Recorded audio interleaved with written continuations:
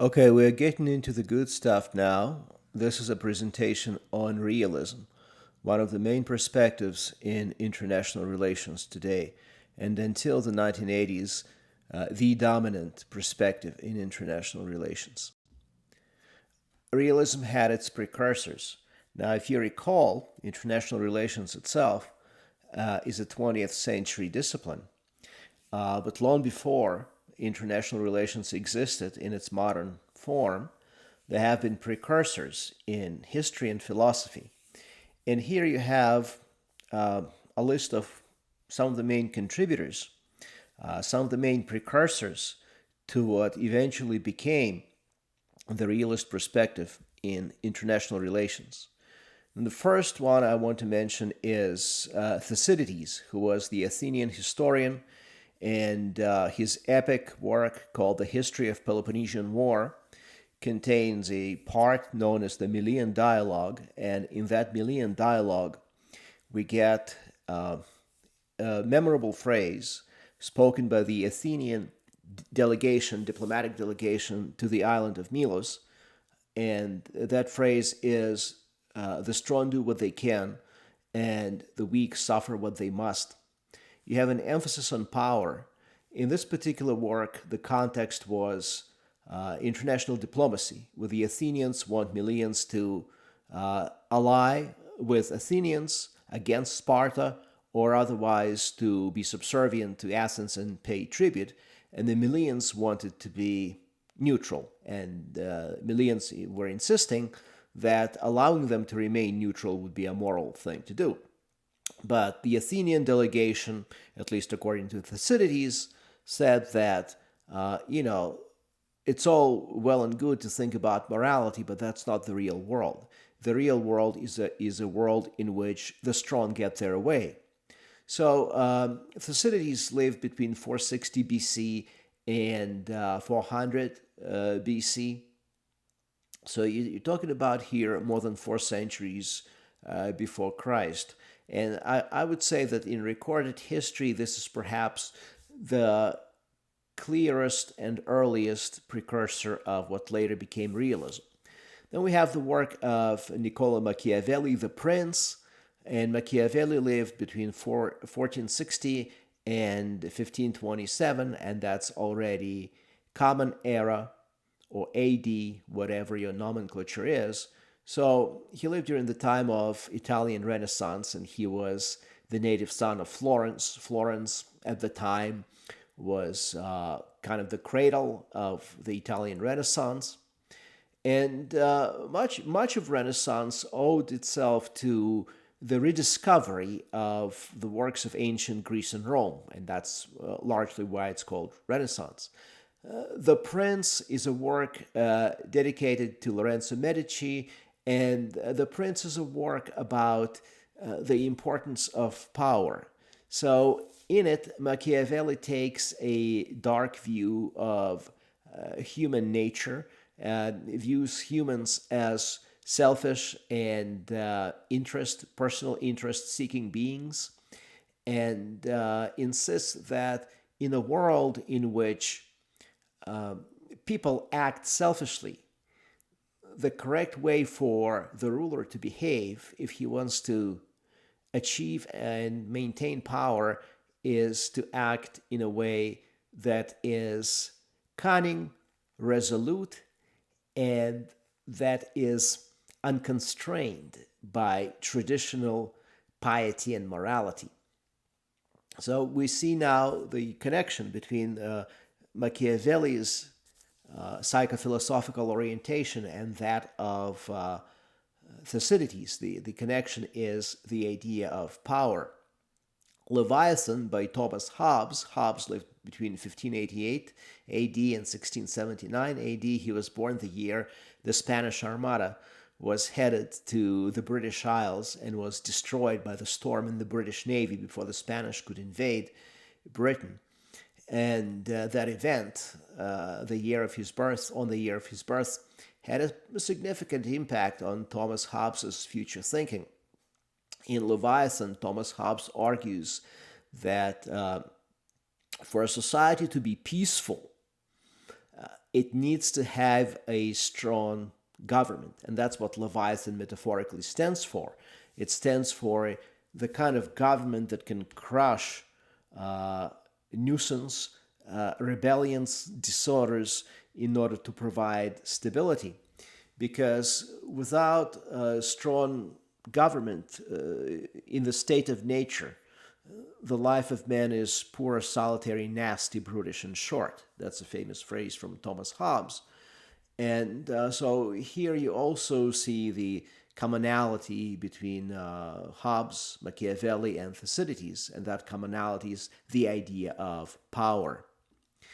Now, also I would like to mention Darwinism and social Darwinism. While these did not directly influence realism, I think they influenced it indirectly, because sometimes ideas that are in the air, so to speak, that represent the spirit of the age or zeitgeist, these ideas may not directly seep into some other grand new idea, but because they envelop the entire environment, they cover it like a blanket, they do have an impact on pretty much anything that's new. And Charles Darwin, in 1859, in his Origin of the Species, wrote about evolution, basically stating that living beings are the way they are because they are the end result of procreation and survival in conditions of biological struggle against the environment. And those beings that are most fit to survive and procreate in a given environment pass on their characteristics to their progeny. He did not use the word genes because that was not known. The genes were not known in his time. That was later with Gregor Mendel. But Darwin said life is the way it is, and it looks the way it looks because certain specimens have been able to survive and pass on their genes. Why have they been able to do so? Because they happen to have been fit for the environment in which they lived. Now, social Darwinism is an attempt to apply Darwin's theory of evolution to society. And social Darwinism, represented, for example, by Herbert Spencer, said that the fit survive and the weak do not. And that's the way it should be. That people who are most energetic, most entrepreneurial, the smartest, they should be allowed to succeed. And those who cannot succeed, they should be allowed to fail. And so social Darwinism takes a bleak view of government programs that try to help those who cannot help themselves or cannot help themselves adequately. Realism was also influenced by events that immediately preceded its formation. Realism was formed in the late 1940s, and what were the events, great events, that immediately preceded realism? The two world wars and the Great Depression, but the two world wars in particular, because few events are as emblematic of international relations as a war. And the two world wars took place, they were global, which is why they're called world wars. They took place in many different parts of the world, not in all parts of the world, but in many different parts of the world. And pretty much every continent was involved, some more directly than others. And the continent that was involved most directly and most dramatically was the European continent. And Europeans, prior to the two world wars, prided themselves on being very educated, economically developed, having long-standing culture, having produced immense heritage in cultural works, anything from poetry and literature to architecture, having created universal or nearly universal literacy. And then you have a collapse, really, of European civilization, particularly in the Second World War. And though that collapse in retrospect seems to have been temporary, it created a big impression. Not only genocide of the Second World War, but just the overall destruction that it caused. In the end, nobody knows exactly how many people have died, and how many people were wounded, and we will probably never know. But it can be on the order of 70 to 80 million people. I mean, this was just devastating. And this was just one generation after the First World War. So what you had there was the need to reassess traditional morality in view of what happened, because traditional morality, even in combination with universal literacy and rich cultural heritage, failed to stop and semi-educated madmen like Hitler from coming to power. This was a guy who didn't finish his secondary education, we now know, from coming to power, inciting the masses, and being largely responsible for starting the Second World War. And it didn't prevent leaders around Europe and the world from taking action to prevent the war. Everybody thought they were doing just that. But in fact, what they were doing was slightly delaying the coming of the Second World War. So on the heels of all that, in the late 1940s, you have Hans Morgenthau, Politics Among Nations. Politics Among Nations, probably more than any other work, is responsible for the development of what today we call the realist school of international relations. There were other contributors, George Kennan, Reinhold Niebuhr, Kenneth Waltz, but Morgenthau really is a towering figure, and Politics Among Nations is the towering book, which is largely responsible for the articulation of the ideas of realism. So what are the most important tenets or premises of realism? I have here identified 5, and I think that you might find on the internet summaries that slightly differ from this one. I think this is probably the best because I wrote it. No, but it's accurate. It's an accurate representation of what realism is. The first tenet is that states or countries are the main actors or players in international relations. This means that whenever you want to find out the truth about international relations, you start with states, and you pretty much end with states. You don't start with international organizations, NGOs, IGOs, multinational corporations, none of that. Those actors, they exist, but they are at best a second fiddle to the drama that is international events. What really makes international events is the states. Second premise, states seek national interest defined as power. So what are the various national interests of various states? It's always power. States may mask their real interests. They may talk of human rights or morality in general, or about other highfalutin ideas. But according to realists, we should understand those things as no more than rhetorical turns of phrase in order to hide their real desire, and that desire is for power. Next premise is that true or ultimate or real power is military power. It's not cultural power, it's not rock and roll or movies, it's not nice electronics, it's not even a strong economy, even though a strong economy may be necessary to achieve supreme military power. But ultimately, what matters is military power.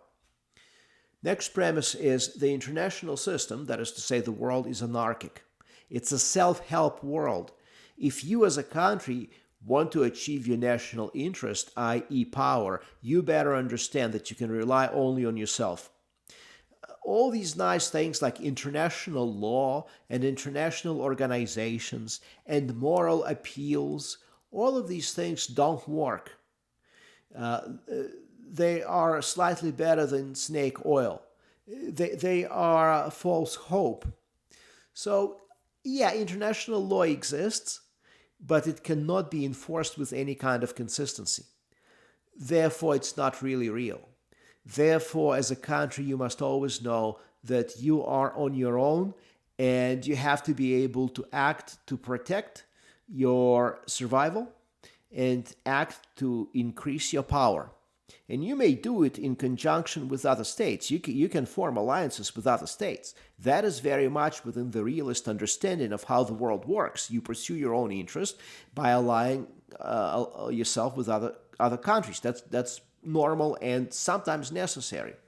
But what you cannot do is to hope, quote unquote, for justice. You cannot hope for morality. You cannot hope for karma. You have to help yourself. And last premise is that morality does not apply in international relations, certainly not in the same way as it does in domestic politics, precisely because it cannot be enforced. It cannot be made into a law, and it cannot be enforced. It's a self-help system. So these are the tenets of realism. Like I said, prior to the 1980s, so for about three and a half decades after realism appeared in the form that I explained it to you just now, it really dominated the study of international relations, and it was almost impossible for other perspectives to assert themselves. But during the 1970s, the position of the United States began to erode in the world, and it became clear that there are limits to military power because while militarily the United States had not lost its power, it was clear that it was losing, relatively speaking, some economic power, that Japan and Western Europe were resurgent economically, and that you had to take other actors into consideration, like multinational corporations, because Toyota, Honda, and Sony were making inroads in the United States and North America in general, and in Europe. So things were kind of beginning to change, and what we saw was the emergence of different approaches, starting with the late 1970s into the 1980s. And by the 1990s, I'd say that realism was in retreat. What's the situation today in the early 2020s? Today, we have realism as one of the main perspectives, but not the dominant perspective in international relations. Most scholars would tell you that if you want to understand international events today, you have to appreciate realism.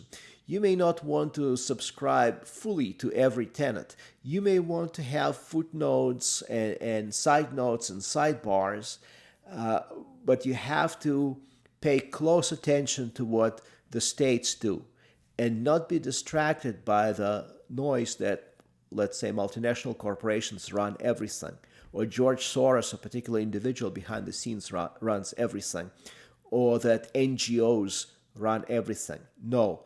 Much of the power is still centered in the hands of the states. And I very much agree with this perspective.